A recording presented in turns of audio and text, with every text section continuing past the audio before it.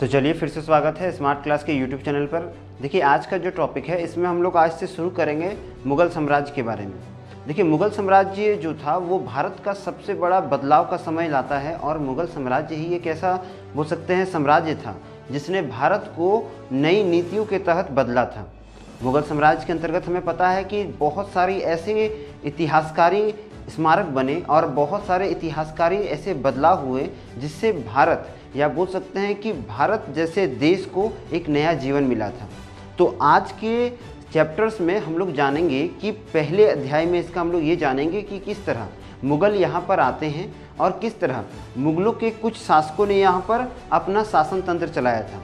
फिलहाल आज के चैप्टर में हम लोग बाबर और हुमायूं के बारे में जानेंगे। इसके अगले वीडियोस या अगले पार्ट्स में हम लोग अन्य राजाओं के बारे में भी जानेंगे और ये भी जानेंगे कि किस तरह इस मुग़ल साम्राज्य का जो सबसे चौमुखी विकास था वो किस राजा ने किया और किस तरह ये पूरा साम्राज्य जो था एक समय पूरी तरह अंत हो गया। ऐसे देखा जाए तो ये माना जाता है कि यदि मुग़ल साम्राज्य का जो पहला राजा था ये बाबर था और बाबर जो था वो तैमूर का वंशज माना जाता है। यदि पिता की ओर से देखा जाए तो पिता की ओर से इसे तैमूर का वंशज माना जाता है जो ईरान, इराक, अफ़गानिस्तान का बहुत बड़ा सम्राट था और इसी कारण ये जो था ये एक तरह से बहुत प्रतापी राजा था। वही माता की ओर से देखा जाए तो ये मध्य एशिया और इसके क्षेत्र से आने वाले एक राजा जिसका नाम चंगेज खां था जो कभी चीन पे भी अपना आधिपत्य जमा चुका था, वहाँ का राजा इसे माना जाता है। देखिए चंगेज खां जो है एक्चुअली में इसे मंगोल कहा जाता था और कई जगहों पर मुग़ल साम्राज्य को मंगोल साम्राज्य भी कहा गया है, किंतु इतिहासकार ये कहते हैं कि जो मंगोल साम्राज्य था या फिर बोल सकते हैं मुग़ल साम्राज्य के जितने भी शासक थे वो खुद को मंगोल कहना पसंद नहीं कराते थे, क्योंकि चंगेज खां एक तरह का बहुत ही ज़्यादा क्रूर शासक था और क्रूर शासक होने का कारण था कि इसने कई सारे नरसंहार किए थे। भारी मात्रा में लोगों को ये मार देता था, उन्हें युद्ध के दौरान कटवा देता था और बोल सकते हैं कि उन्हें बहुत अधिक प्रताड़ित करता था। और इसी नीति के कारण इन लोगों ने जितने भी मुग़ल साम्राज्य के शासक थे उन्हें ये पसंद नहीं था कि वो एक तरह से मंगोल कहलाएं, लेकिन बाद में इन्हें मुग़ल ही कहलाया गया। और आप इस बात को बहुत अच्छे से नोटिस रखिएगा कि मंगोल साम्राज्य ही जो था वो मुग़ल साम्राज्य का एक पार्ट था। इसीलिए इन लोगों ने मंगोल को नहीं अपना करके तैमूर के वंशज को अपना बोल सकते हैं सब कुछ माना, अर्थात तैमूर के द्वारा जो वंशज उनका अपना था उसे ही स्थापित किया, ना कि चंगेज खां के जितने भी स्थापित बोल सकते हैं कि साम्राज्य था। तो देखिए यहाँ पर अब बाबर जो होता है वो पहला साम्राज्य स्थापना करता है मुग़ल साम्राज्य का, क्योंकि बाबर के समय में उसके जो पिता थे उमर शेख एक समय फरगान के राजा थे। फरगान अफ़गानिस्तान का एक छोटा सा क्षेत्र है जहाँ पर ये राज शासन को चलाते थे और उमर शेख को इनका जो शासन तंत्र था एक तरह से उत्तराधिकारी के रूप में मिला था। और इस तरह से उमर शेख ने अपने बोल सकते हैं कि पिता और अपने दादा से इस चीज़ को प्राप्त किया था। उमर शेख के पिता का नाम अर्थात बाबर के दादा का नाम जो अबू सैद बाबर था और उनके परदादा का नाम अर्थात बाबर के परदादा का नाम मोहम्मद मिर्ज़ा था। ये जो फरगान स्थान है ये काफ़ी छोटा था और ये एक तरह से बोल सकते हैं मुग़लों का दूसरा साम्राज्य स्थान था। जब यहाँ पर बाबर ने इसकी राजगद्दी को संभाला तो वो मात्र 12 वर्ष का था, क्योंकि इस दौरान उनके पिता की मृत्यु हो जाती है और उमर शेख के बाद बाबर को यह स्थान मिलता है। किंतु बाबर उस समय बहुत कमज़ोर था और बोल सकते हैं कि एक छोटे से उम्र में उसे कोई भी तरह का आइडिया नहीं था कि किस तरह उसे राज शासन को चलाना है, इसलिए उनका युद्ध जो था वो उसके प्रतिद्वंदी से ज़्यादा हो रहा था। बाबर का इन युद्धों के कारण जिसके साथ उनका युद्ध हो रहा था वो थे उज़्बेक वंश के लोग थे और चूंकि बाबर 12 वर्ष की आयु का था तो एक छोटा सा बच्चा अपना कितना बोल सकते हैं विवेक या बुद्धि का उपयोग करके युद्ध कर सकता था। इसलिए अंततः उसे अपने पैतृक स्थान को, जिस स्थान में उसका जन्म हुआ था, उस स्थान को छोड़ना पड़ा और वो 1504 में उस स्थान को अपने साम्राज्य को छोड़ करके वो काबुल में आ जाता है और वहाँ पर शासन चलाने लगता है। काबुल जो है वर्तमान समय में अफ़गानिस्तान में आता है और ये बहुत चर्चा का विषय है अभी, क्योंकि काबुल में आप जान रहे हैं कि तालिबान जो है किस तरह अपना आधिपत्य जमा चुका है अभी के समय में। और देखिए पूरा अफ़गानिस्तान जो है वो शुरुआत से ही युद्ध का केंद्र रहा है। पूरे विश्व में सबसे अधिक अगर कहीं युद्ध हुआ है तो वो अफ़गानिस्तान को माना जाता है। वो शुरुआत से ही वहाँ पर कई सारे युद्ध हुए थे। और उसी तरह मुग़ल साम्राज्य के समय में 1504 में यहीं पर युद्ध करके बाबर ने अपना पहला राजतंत्र जो था अपने पैतृक स्थान को छोड़ने के बाद स्थापित किया था। इसके बाद उसको बहुत जगहों से ये पता चलता है कि वो अगर किसी तरह कोशिश करता है वापस अपने पैतृक स्थान को अर्थात फरगान को अपने अधिपत्य में लाने का, तो वो हार जाएगा, क्योंकि उस समय उसकी सेना बहुत कमज़ोर थी। इसीलिए उसने तय किया, अर्थात बाबर ने तय किया कि क्यों नहीं वो ऐसे अन्य साम्राज्यों में हमला करे जो उनसे कमज़ोर हो और कमज़ोर होने के साथ साथ उन्हें वो आसानी से जीत सके। इसलिए यहाँ पर बाबर ने एक बहुत बड़े देश का नाम सुना था और इस देश की जो प्राकृतिक संपदा थी और इसका जो एक तरह से बोल सकते हैं कि प्राकृतिक वेश था, वो बहुत बाबर को पसंद आया और वो देश था भारत। बाबर ने सुना था कि भारत एक ऐसा देश है जहाँ पर कई प्रकार की ऋतुएँ पाई जाती हैं। यहाँ पर बरसात है, ग्रीष्म ऋतु है, ठंड ऋतु है और इस तरह के ऋतु जो है इसे बहुत पसंद थे। बाबर शुरुआत से ही बहुत ज़्यादा मात्रा में बोल सकते हैं कि नेचर का एक बहुत बड़ा बोल सकते हैं मित्र था, या बोल सकते हैं एक तरह से आप कि वो पर्यावरण या प्रकृति मित्र था। इसलिए बाबर को ये बहुत पसंद आ रहा था कि वो क्यों नहीं भारत पर हमला करे, क्योंकि भारत जो था एक ऐसा देश था जहाँ पर हर प्रकार की संपदा थी। यहाँ पर 12 महीने जो था वो नदियों में पानी रहता था। हर प्रकार की यहाँ पर ऐसे क्षेत्र थे जहाँ पर अधिक से अधिक मात्रा में पशु पक्षी पाए जाते थे। और बाबर चूँकि एक प्रकृति प्रेमी था, तो हम ये कह सकते हैं कि बाबर ने यह तय किया कि क्यों नहीं वो भारत जैसे क्षेत्र पे हमला करे और भारत में हमला करने के बाद वो भारत के क्षेत्रों पे कब्जा करेगा और वहाँ के बाद वो वापस अपने उन क्षेत्रों को रिटर्न लाएगा जिस क्षेत्र को उसने खो दिया है। इसलिए बाबर ने 1526 में पहली बार इब्राहिम लोदी के साथ युद्ध किया। देखिए 1526 में इब्राहिम लोदी के साथ जो बाबर का युद्ध हुआ था ये पानीपत में हुआ था और पानीपत में लगभग 3 युद्ध हुए थे, जिसमें ये पहला युद्ध था जिसमें बाबर ने इब्राहिम लोदी को हराया था। और 1526 के बाद वापस 1527 में फिर से बाबर का युद्ध जो था वो राणा संगा के साथ हुआ था। देखिए राणा संगा का जो युद्ध था वो बहुत ही एक तरह से डिफ़िकल्टीज़ वाला युद्ध माना जाता है बाबर के लिए। बाबर का जो पूरा सैनिक तंत्र था वो राणा संगा अर्थात राजपूतों की कहानियों को सुन चुका था और राजपूतों की कथाओं को सुनने के बाद उसके सैनिक जो थे काफ़ी सहम चुके थे, क्योंकि उन्होंने मात्र इब्राहिम लोदी को हराया था। जो इब्राहिम लोदी भी विदेशी ही था, लेकिन उनका पहली बार टक्कर होने वाला था सीधा भारत मूल के राजपूतों से। और इसीलिए उनके सैनिक के कतराने का मुख्य कारण ये था कि वो जानते थे कि यदि वो राणा संगा या उनकी सेना से टकराएंगे तो उनमें हो सके कि वो युद्ध हार जाए और उन्हें बेमौत मरना पड़ सकता है। इसीलिए उनके जितने भी सैनिक थे उनका हिम्मत टूट जाता है।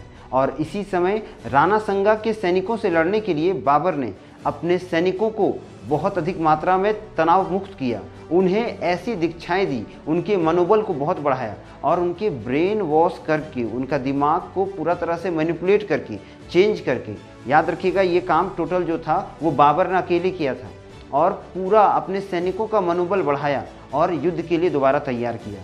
इसलिए इस समय बाबर को गाजी की उपाधि मिली। इस उपाधि के साथ ही बाबर जो था वो और ज़्यादा प्रतापी राजा बन गया, जिसके बाद उसकी सेना ने 1527 में जितने भी राणा संगा के सैनिक थे उन्हें हराया। और हम यह कह सकते हैं कि खानवा के युद्ध में बाबर ने अपने सेना का पूरा दमखम दिखाया था। उसके बाद 1528 में चंदेरी का युद्ध होता है तथा 1529 में घाघरा का युद्ध होता है, जिसमें हर तरफ से बोल सकते हैं यहाँ पर कि राजपूतों की हार होती है और इन क्षेत्रों में अब बाबर जो था वो कब्जा कर लेता है।